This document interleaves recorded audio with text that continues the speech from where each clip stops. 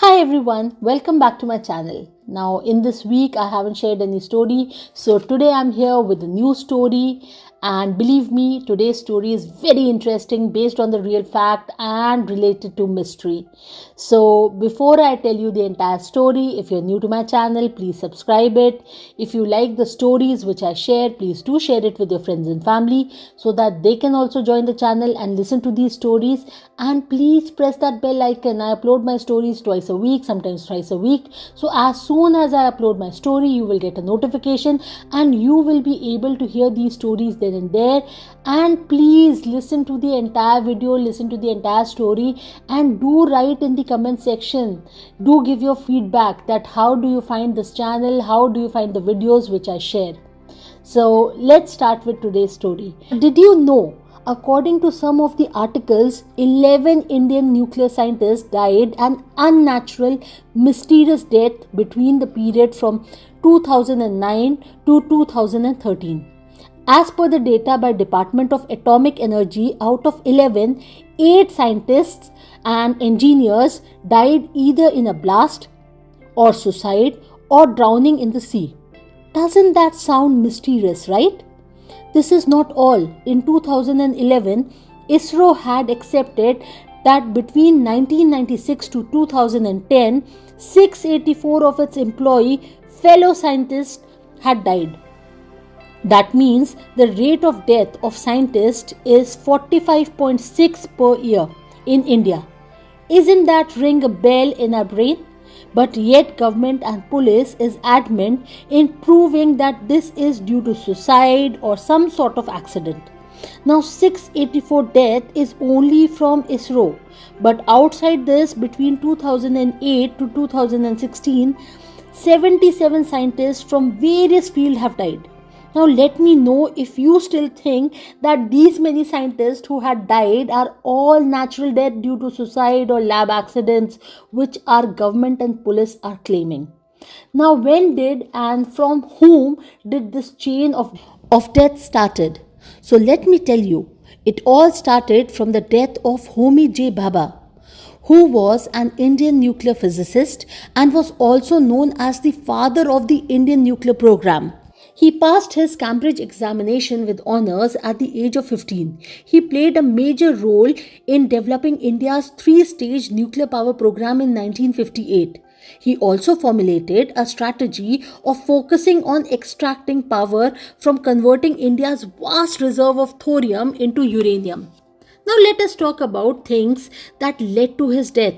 In 1959, Homi Bhabha claimed to the Parliamentary Consultative Committee on Atomic Energy that India's nuclear energy research had progressed to the point where it could build nuclear weapons without external aid within a year.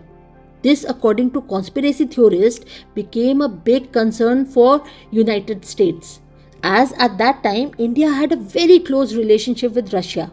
So according to the telephone conversation between Gregory Douglas, a journalist, and Robert Crowley, a CIA operative in 1993, Crowley claimed that US government was not happy with the India's advancement in nuclear field. Therefore, with the help of CIA, they planned for assassinating Homi Bhabha in 1966.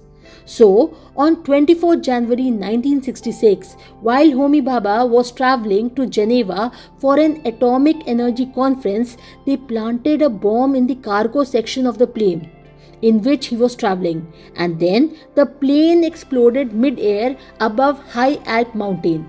This caused a terrible blow to India's atomic energy program.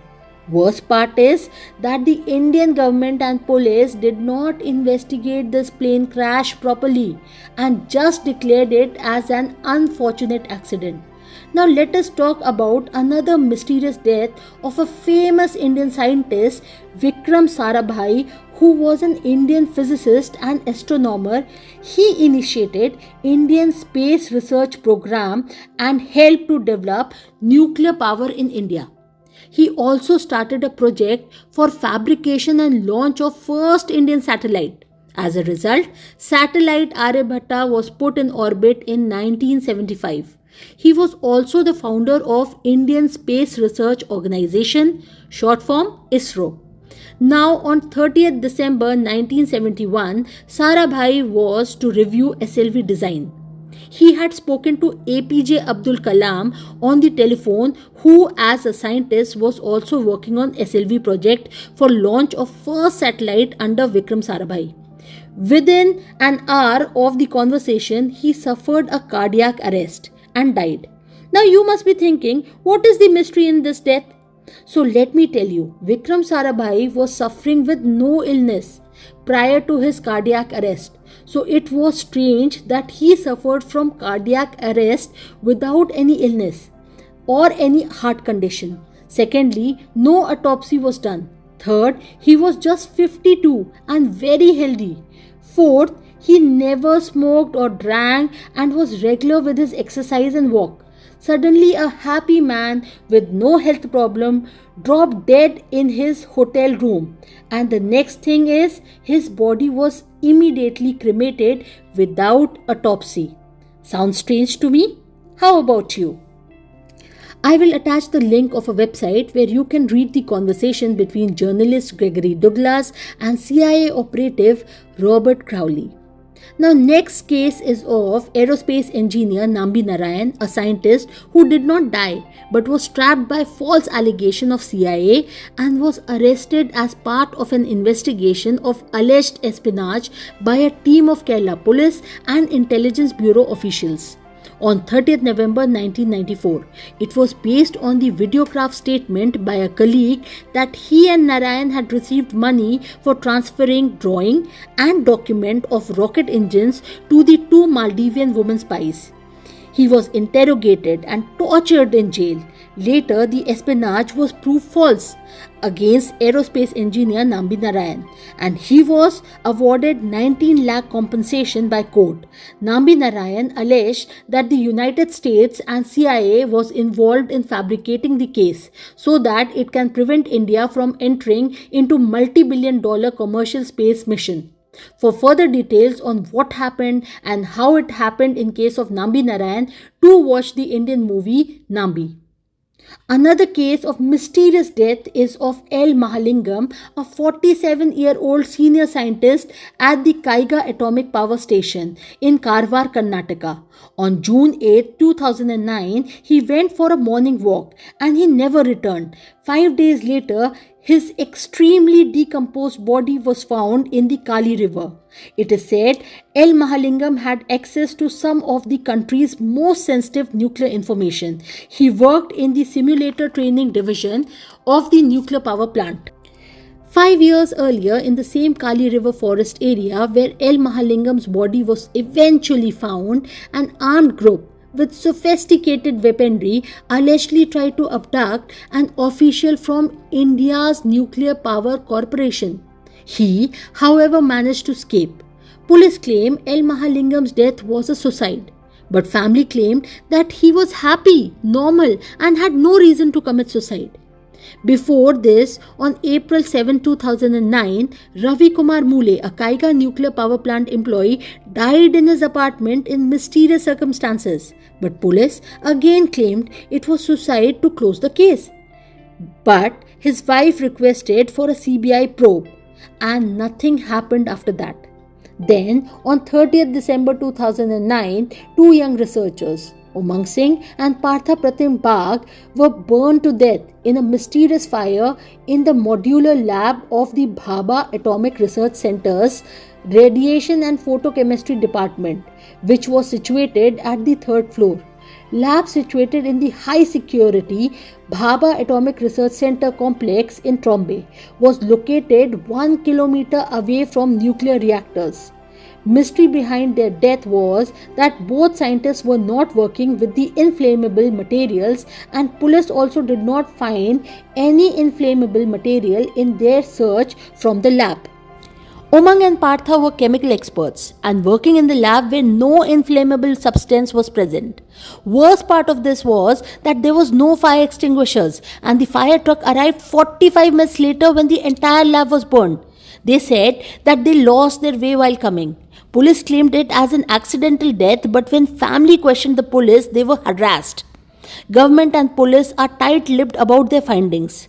Next, On April 30, 2011, Dr. Uma Rao, a 63-year-old retired scientist, found dead at her home, which was near Bhabha Atomic Research Center. Police claimed she overdosed on sleeping pills, but family said that it was highly unlikely for her to do so. Police found a suicide note where she claimed she had depression and did not want to live, but family find it strange. Next case is of Mahadevan Padmanabham Iyer, a 48-year-old mechanical engineer at Bhabha Atomic Research Center Reaction Group. He was found dead at his home in South Mumbai. His residence was untouched with minor blood marks on his bed, where he was found dead. First, police said it was a heart attack. Then they said it was a suicide. But autopsy report mentioned cause of death as being struck in the head with a blunt object. Then it was declared as murder. But murderer was never found. Next, on May 12, 2012, Mohammad Mustafa, a scientist at Indira Gandhi Center of Atomic Research Kalpakkam, was found dead with his wrist slashed. They recovered a note by Mustafa that nobody is responsible for his death. But his colleagues claim he had no depression, no mental health issue or work pressure, so there was no reason for him to commit suicide. Next, on October 7, 2013, two chief engineers, K.K. Josh and Abhish Shivam, assigned to India's first nuclear-powered submarine, INS Arihant, were found dead on railway tracks under Pendurti railway station limits of East Coast Railways. It was believed that they were assassinated. They were first poisoned, and then their body was placed on railway tracks to make their death look like suicide or accidental. Police closed the case by calling it accident, but people claim that there was no injury on the body, which proved that they did not die after being hit by passing train. Rather, they were poisoned and their bodies were placed on railway tracks. Next was Dalia Nayak, who was a senior researcher at the Saha Institute of Nuclear Physics. In 2009, she was alleged to consume mercuric chloride and died next day in the hospital. Police said it was a suicide. But her colleagues said it was not a suicide. They say she was not suicidal and was researching on radioactive materials prior to her death. Similar death by suicide was claimed in case of scientist T2 Pal, who worked at the Bhabha Atomic Research Center. She was 27 years old and was found hanging from the ventilator at her campus residence at Bhabha Research Atomic Center. Similarly, 30-year-old scientist Tirumala Prasad Tenka, working at Raja Ramana Center for Advanced Technology, who was said to have committed suicide in 2010, left a note that he was mentally tortured by his senior scientists. Next case is of Tapan Mishra, a top scientist at the Indian Space Research Organization, short form ISRO, also involved in conceptualization and development of highly miniaturized dual frequency for Chandrayaan-2 orbiter. Alleged he was poisoned with deadly arsenic trioxide on May 23, 2017, but was alerted by Home Affairs security personnel. Similar attempt to poison him was done many times. The question is that these scientists who are involved with critical research and important secret projects in the various fields like nuclear technology, space research, medicine, for the growth of the country, being high value asset, are why not provided with the special security like other countries like US, Russia and China? Knowing they were involved in highly confidential projects and research, why there is no proper investigation in their death cases? Question is, who is trying to kill our scientists? And why after the death of 684 scientists within 15 years, there is nothing covered by news channels, media, government, police, intelligence, or why there is no public awareness related to this?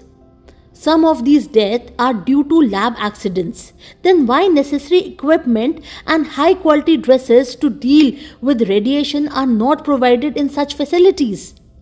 Science and technology plays a very important role in the growth of a country, and yet government is turning a blind eye into these cases with no proper investigation, no security for the scientist, no safety precautions in the labs, and less budget and salary given to these scientists. This may be one of the biggest reasons why youth in India does not want to join ISRO or BARC. Rather, they choose to join research agencies abroad. It is high time for the government to take necessary steps in the field of research and technology and make it more promising so that young scientists come forward to join these organizations. A country becomes powerful when its research and technology along with defense and economy booms. So this is the story for today. If you like the story, please subscribe my channel and do share your feedback in the comment section. In few days, I will come up with a new story. Till then, bye.